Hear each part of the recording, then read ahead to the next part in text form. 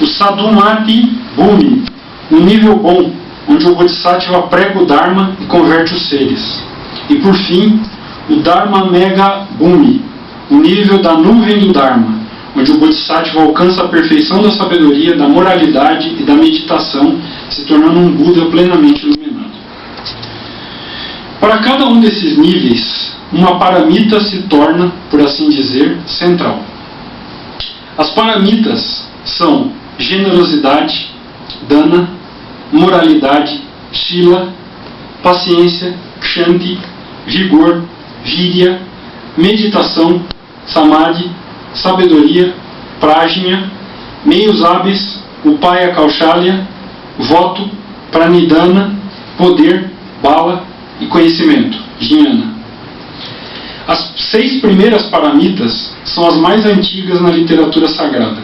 As outras aparecem depois, para haver uma conexão entre os bhumis e as paramitas. No rito de hoje, as 6 paramitas são representadas da seguinte forma. A água é representada por uma folhinha verde inteira e simboliza a paramita da generosidade, dana paramita. O perfume é representado pelo meio de uma folhinha verde e simboliza a moralidade, sila paramita. A flor é representada por 4 folhinhas dispostas como as pétalas de um lótus e simboliza a paciência, kshanti paramita. Há também uma taça com alimentos que simboliza a meditação, samadhi paramita.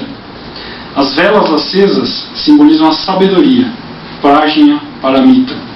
O incensário representa o vigor em se consumir pelo estudo e pela prática do Dharma, virya paramita. As oferendas elas são dispostas dos 2 lados do altar, cada uma dirigida para uma das 2 grandes mandalas, dispostas ao lado do altar central. As oferendas do lado direito representam o mundo das realidades sensíveis, a prática das paramitas voltadas para os fatos e os fenômenos sensíveis, a ação. As oferendas do lado esquerdo representam o mundo das realidades inteligíveis, a prática das paramitas no mundo interior, a realização da sabedoria em um nível mais sutil. Os 2 mundos são ligados pelo vigor na prática, que é representado pela oferenda de incenso que está no meio do altar.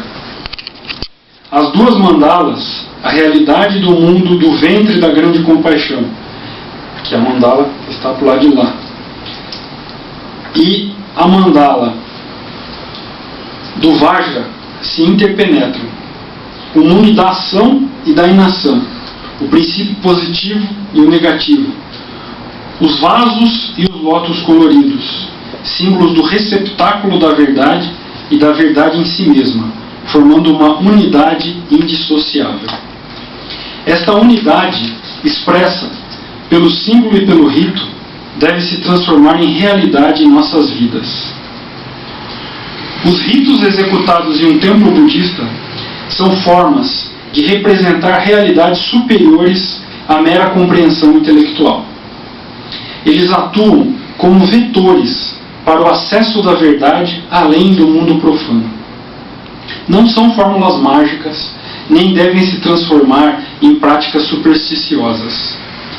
Nenhum budista verdadeiro entra em um templo à caça de sorte ou de benefícios materiais. Ele entra em busca de um encontro, o encontro com a verdadeira natureza, aquela que está presente em todas as coisas e que faz com que a vida ganhe um profundo sentido. Se executamos os ritos, mas nada em nosso interior muda, esses ritos não produziram efeito nenhum. Executar atos ritualísticos de forma mecânica é inútil. Os ritos devem ser transformadores de nossas energias mentais. Devem mover nossos pensamentos e nos abrir para verdades que o mero intelectualismo não é capaz de compreender. Se nos apegamos simplesmente às regras e às formas de um rito, isso se torna um grilhão para a iluminação. No entanto, se o rito opera em nós uma transformação, ele produz o efeito desejado.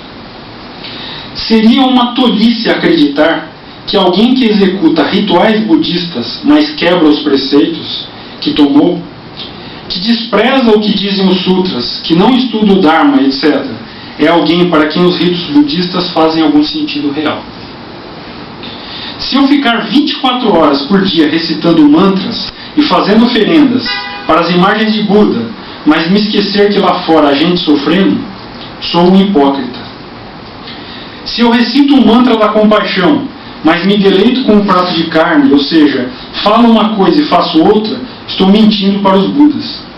Falo de compaixão e venero Avalokiteshvara, mas não me importo com os animais que perdem a vida de forma brutal para que eu me deleite com pedaços de seus corpos. Se eu executar esse rito esotérico que realizamos hoje, mas não buscar praticar as paramitas e atingir os níveis de um Bodhisattva, tudo isso não serviu de nada. Foi um falatório inútil e um teatro sem plateia. Não adianta juntar as mãos diante de um pergaminho ou de uma imagem e fazer reverências, se isso tudo não passa de formalismo ou de materialismo espiritual. Chamo de materialismo espiritual esse comércio que algumas pessoas fazem com a religião. Essa ideia de toma lá, dá cá. Eu dou um incenso para o Buda e ele me dá um emprego ou um carro.